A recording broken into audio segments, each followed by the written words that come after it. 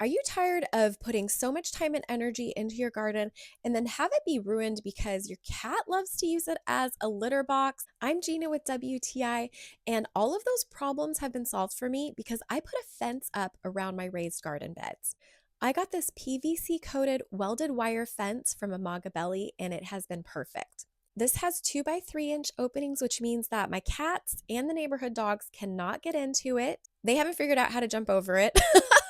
It's 24 inches high by 50 feet. Now, Amagabeli has different widths and heights of exactly the same fence. It's 16 gauge, which means that it's strong, but also it's flexible and bendable. As you can see, it bent around the corners of my garden bed perfectly, and I just used a pair of tin snips in order to cut the fence. Also, this is rust proof. Now, I live in an area of the Pacific Northwest that is rainy 8 months out of the year. This gives me peace of mind to know that I'm not going to have to replace this anytime soon. It's going to last a long time. I have other Amagabeli products and they're all top of the line.